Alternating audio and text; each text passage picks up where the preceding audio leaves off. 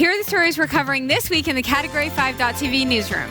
Bitcoin and other digital currencies continue to tumble in value amid concerns that Wall Street institutions are shunning cryptocurrencies. To map the planet's winds, the British-built Aeolus satellite has begun firing its lasers down on Earth. A self-driving bus has begun shuttle service in Calgary, and we may not have colonies on Mars and faster-than-light travel yet, but if you have a Vizio TV, you'll get a taste of a bizarre feature wherein gadgets turn against their makers after first betraying their owners. Also, a pop-up informing you that your TV has been spying on you and will prompt you to sue its own manufacturer. These stories are coming right up. Don't go anywhere. Jeff Weston. Yeah, man. You're building a brand new, beautiful website. What? Aren't you? No. Am I? Oh, you're a terrible actor. What? This is where acting comes into play. Oh, I didn't know we were acting. You're supposed to act. Okay, fair enough. All right. Yeah, I'm building a really cool website. Are you building a really cool website? Just because Jeff is confused doesn't mean you have to be. Visit cat5.tv/dreamhost to sign up for unlimited web hosting for your website with unlimited email accounts, MySQL databases, the latest version of PHP, WordPress, and more, and even a free domain name registration. It's less than $6 per month, so sign up today. cat5.tv/dreamhost. This is the Category 5.tv newsroom, covering the week's top tech stories with a slight Linux bias. I'm Sasha Rickman, and here are the top stories we're following this week. Bitcoin and other digital currencies have continued to tumble in value amid concerns that Wall Street institutions are shunning cryptocurrencies. It follows media reports originally in Business Insider that American investment bank Goldman Sachs was shelving plans to set up a cryptocurrency trading desk. Goldman Sachs CFO Martin Chavez has since made publicly clear that the reports were false. He says, "I never thought I would hear myself use this term, but I really have to describe that news as fake news." The truth of the matter is, Wall Street is loving cryptos. They're even opening an exchange, and NASDAQ is investing in a tool to predict crypto price movements. Bitcoin has lost 2/3 of its value in the past 9 months. It was trading above $19,000 in December, and if it continues to fall, it could threaten this year's low of $5,887. This can affect the value of other coins too, especially altcoins whose value are based on the value of Bitcoin. The future regulatory framework for digital coins remains unclear. In the United States, the U.S. Securities and the Exchange Commission has warned that some coins might be regarded as securities, which means dealing in them may become subject to federal law. According to CoinMarketCap, the overall market capitalization of virtual currencies has lost 3/4 of its value since January peak, slumping from $800 billion to around $200 billion now. Blockchain technology enables us to use and transact currency quickly, safely, and trustingly. It enables anyone to set up automated self-employed business where smart contracts will enable vendors to get paid directly by a customer with no middleman. You are already able to create your own currency to pay for those services, so what's going wrong? Here's our crypto correspondent, Robert Koning, to share his thoughts on the state of Bitcoin. So what's the reason for this huge drop in market valuation? From my point of view, the main one is lack of education. I've seen so many people in this market that have got no clue what they're talking about. A lot of YouTubers and Twitter also that have got an opinion, that are shilling a coin, and really don't know what they're talking about. Many people don't even understand what the blockchain is. So that's the main reason that a lot of information is in the market that is false, and therefore one has to be very careful in listening exactly where the news is coming from. Even big magazines and news outlets are bringing out news that are not correct. On the other hand, there's also no real use case or mass adoption in this crypto market. It's an early stage. If you look at Bitcoin, it's still at version 0. I don't know what. So it's not version 1. We're still some time away of many people being able to use or even invest into cryptos. If you look at who is participating in the market, it's really probably less than 1% globally people that can participate or are currently participating in this market. There is some manipulation happening because it's not regulated, it's global. There's manipulation happening, and so that's why there's a reason the price to drop or go up. The market is really bullish, not from the financial point of view, but from the outlook of where cryptocurrencies are going to be in a few years' time. It's going to be a huge market. It's probably even guaranteed that that's big. Every big company, every financial institution is looking into this here, participating and doing something. Just from the logical point of view, it is going to be huge. So there is nothing to fear from the basis of cryptocurrencies. Coming into that, I received two questions that I'd like to answer, which go in sync with what I just said. I mean, Sean asked, for example, how can I participate? Now, Sean, there are three aspects to this. One is investing. Yeah, so, and this is not financial advice. This is just my point of view on how I see the situation. If you want to invest in this market, probably it's a good time to do it now. The price went down from 20,000 to now, let's say, around 6,000.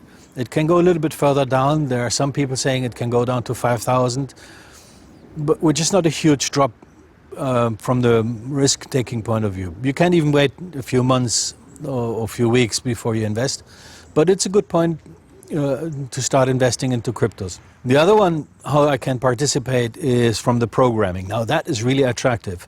There's a huge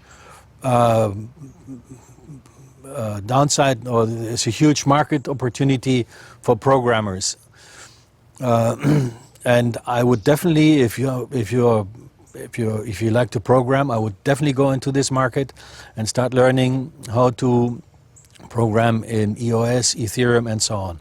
And the other one is for those people that want to build something. First recommendation is learn about blockchain. Yeah, if you don't know what blockchain is, don't touch it. And then start dreaming about applications that would be new, so that where there's no case out there and where you can really change something in your environment or in the bigger picture and start building something. It's not that difficult. And the next question is Michael. He asked, I heard that there are issues of concern around cryptocurrencies, including potential money laundering and market manipulation.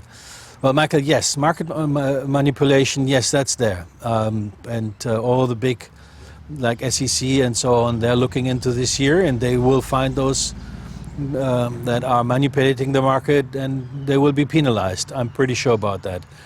The potential of money laundering, that is not there. That is just a myth. It's much easier to launder money with US dollars or Canadian dollars or euros than with cryptocurrencies. And why?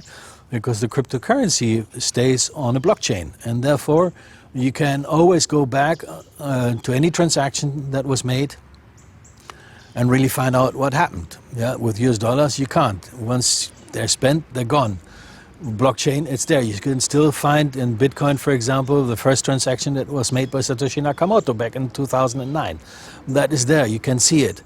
And so I cannot recommend doing any money laundering or any criminal activities on a blockchain, because it will be visible, and also the government knows who's participating where, because companies like Coinbase have to report, and you can see what public key is linked to what name, and so you can track the person, the activities of a person in regards to cryptocurrencies. Now there is, of course, those privacy coins like Monero and Zcash and so on that will not allow you to do that at the moment, so I would not bank on that. So I don't see that as a potential money laundering thing. That's just something that is out there in the market, but it's not really an issue and will never be an issue, because cash will always be a better tool to do these things. Right, that's it. That's it from me here. And back to the studio. Thank you. Thank you, Robert. The British-built Aeolus satellite has begun firing its lasers down on Earth to map the planet's winds. It's a big moment for the European Space Agency mission, as the technology took 16 years to develop. Launched 3 weeks ago from the Kourou spaceport in French Guiana, Aeolus is now undergoing 3 months of testing. Once this is complete, scientists will start assessing the satellite's wind data for inclusion in weather models. Its maps are expected to bring significant improvement in the accuracy of medium-range forecasts, those that look a few days ahead.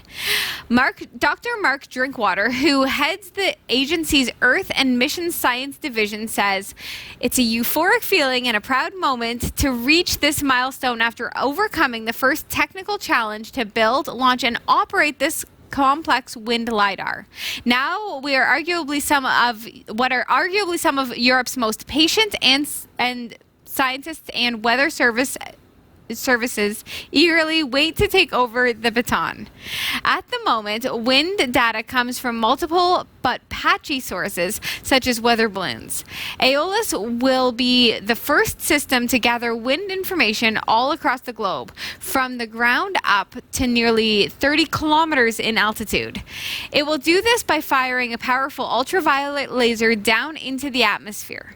With the aid of a telescope and a sensitive detector, it will then look for the way the pulsed beam's light is scattered back off the air molecules, water droplets, and dust particles.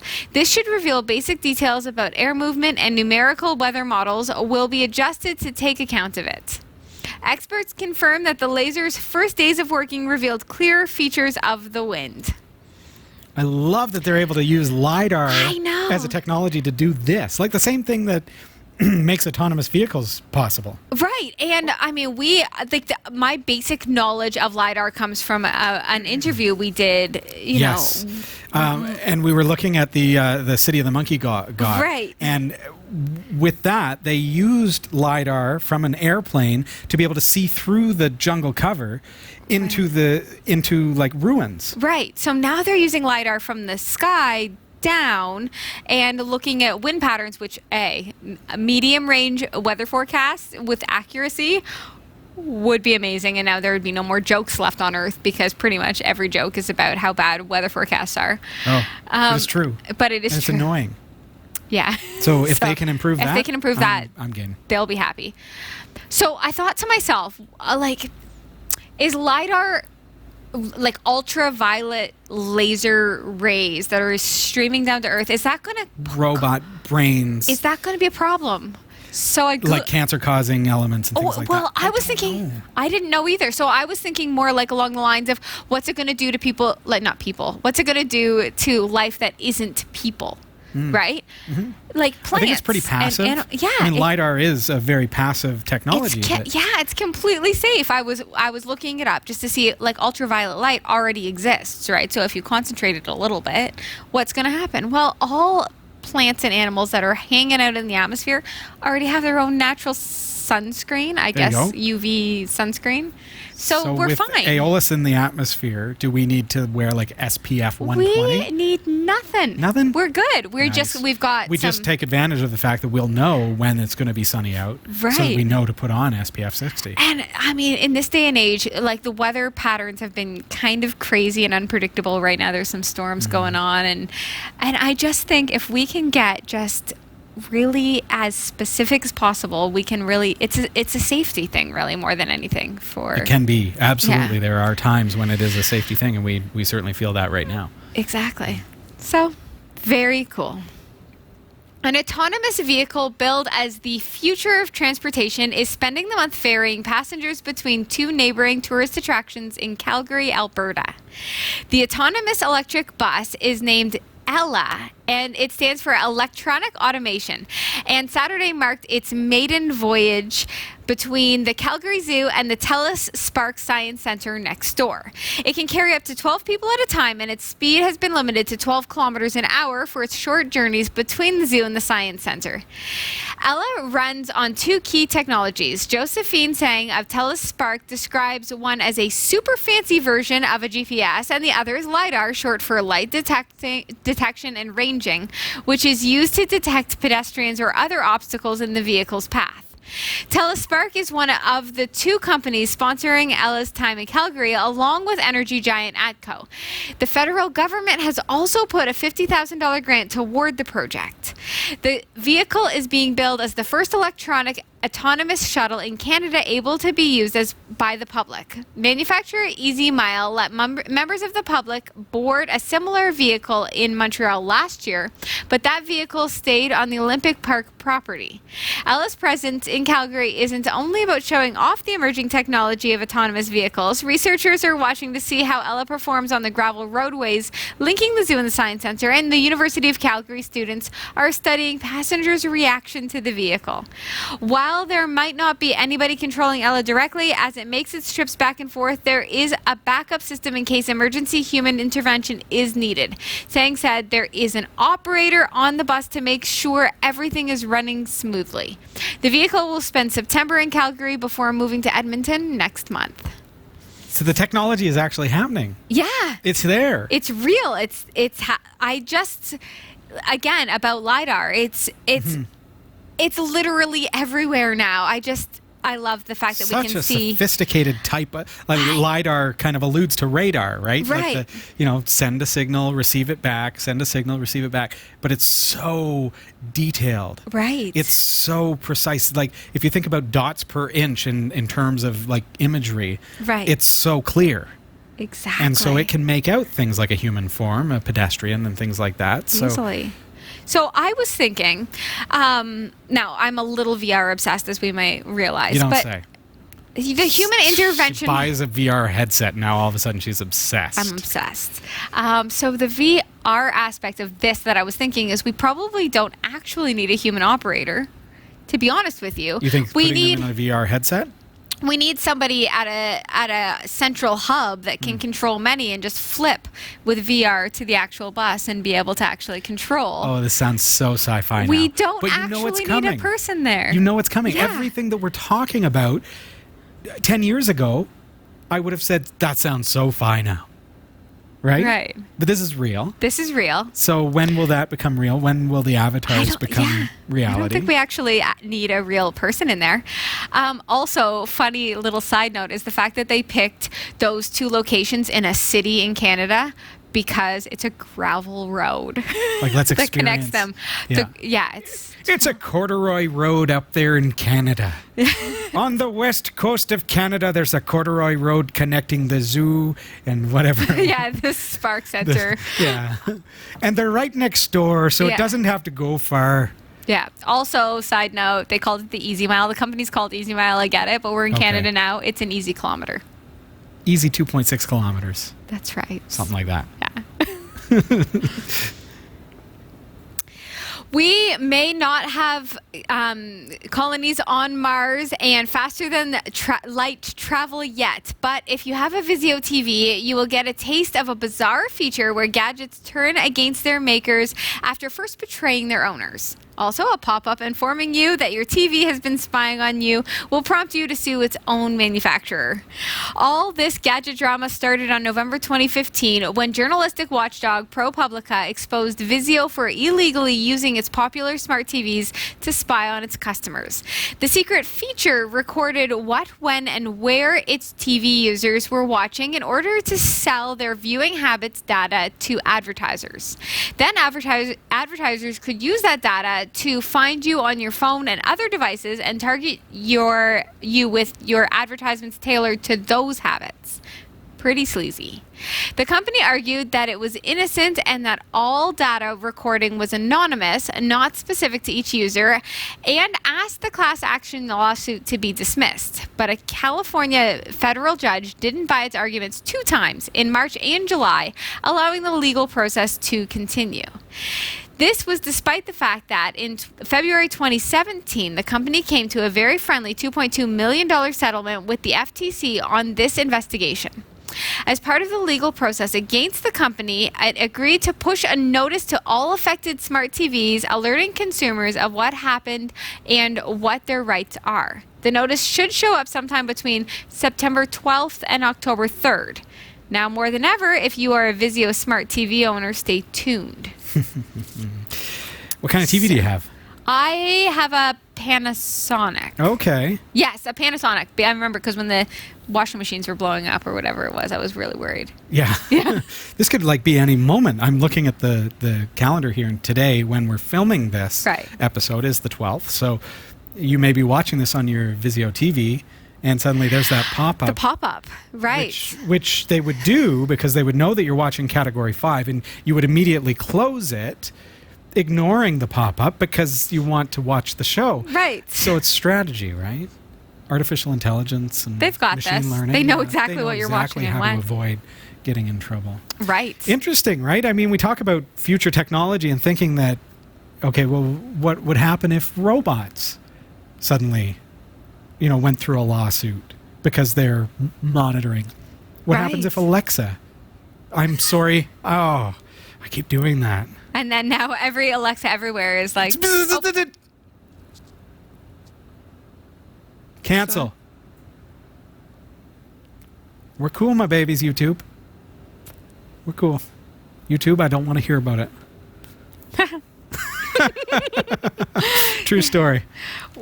Yeah, what happens legally? What happens if? Right. Yeah. And then what are the ramifications, and what does that do for the services? Because if it's deemed that, hey, if we develop a service that does what these devices, which I'm not going to say the word because I caught myself, what if these devices are monitoring our every speech and things, and now we can't create the product that people want to be able to ask it for the weather and the cookie recipes and things like that. Mm-hmm.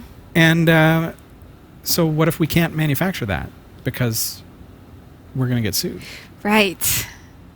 There comes a point. I guess what it comes down to, I guess where I would have to stop that trail of thought and say, okay, where this is different is that Vizio didn't disclose this to their users. When I buy an Echo, see how I did that? I know what I'm getting myself into. I know that she's listening. Right. When I buy, right? So is that my opt-in? Is that my approval of, okay, I understand that if I'm watching Category 5 and the host messes up, that I'm probably going to order a dollhouse? And a pound of sugar cookies? So here's the thing, though. I think that it's not about the collection of the information. I assume that there is a lot of my privacy that I expect is private, but is not private. Like, I expect that when I'm in my living room having a conversation with the devices around me, probably they're absorbing some of that conversation. That I'm actually pretty okay with. It's the selling it to somebody else that I'm not okay with. But if it's... Are we coming into a world, though, Sasha, where, because when I'm on my computer and I'm looking around, suddenly I start getting ads for things that, oh my goodness, I really want that. That's so me. That's what I've been looking for. Right. Right? So if I'm having a conversation with my wife, and it's a private conversation, and it's being recorded anonymously in such a way that it's really just picking up on keywords and trends, and kind of it's making a kind of a picture of what kinds of things I like. Right. If I have particular political views, or if I'm interested in certain technologies, if I come home and tell my wife about how excited I am about the Rock Pro 64, and then suddenly I start seeing advertisements for, they've got a new case for it. Right. That's where the technology has to go. It's true. I mean, I know that there are some people who are kind of up in arms about having a conversation about something and then seeing advertisements for it, days later. Somewhat, I feel you, but other ways I think it's a bit of selective perception. Like, it's that you're seeing it now because you talked about it, not that because You're more aware because you've talked about it. It was probably already there in some cases. Do you know what I'm saying? Yeah, Does that make but sense? I know that the very things I search for are being advertised to me. So Right, the things you search for, but not the conversations you have. not yet. 'Cause Right. I don't have one of those devices. Right. Yeah. But I'm not against it. I to be honest with hear you, I'm ya. not against it. And I think that there is that line where we are opting into the technologies that we are purchasing. And Mm-hmm. we're saying, hey, this is okay. I've got my smartphone. I'm using all right Google. Right. And see, I Good- care good about my job. community. And so if I'm using that, then am I opted into, yeah, all right, I have to be okay with what they're using that data for. Right. Right. So maybe I'm not, maybe I am. I guess I am. What do I'm you like think? like right now currently in like obsessed, like infatuated with the tell me about my day feature. Oh, sure. Yeah, Right? give me some good news here, Google. Well, they won't. They won't give me They won't good do it news. in Canada, but They hey, don't support there's- good news I'm here. sorry, there is no good news in Canada. Yes, we- There's no- but I ask it to tell me about my day, and the assistant is amazing. I love it. I I know love it. everything that's going to happen. I know the weather. I know how long it's going to take me to my next thing. I am down. I'll know the weather better once Look LiDAR out for gets the better. piano. Exactly. We are unfortunately out of time, but please comment below. Let us know what your thoughts are about these kinds of technologies. Listening, eavesdropping, collecting data in order to advertise to us. Is it okay? Is it something that we've opted into with the society that we live in and the technologies that are around us? Or is it something that you're totally uncool with? Let us know. Right. Comment below. Yes. Big thanks to Roy W. Nash, Game Fairs, and our community of viewers for submitting stories to us this week. Thanks for watching the Category 5.tv newsroom. Don't forget to like and subscribe for all your tech news with a slight Linux bias. And for more free content, be sure to check out our website. From the Category 5.tv newsroom, I'm Sasha Rickman. Thank you, Sasha. And I'm Robbie Ferguson. It's been such a pleasure having you here again with us this week. And we're looking forward to seeing you again 1 week from now. Take care.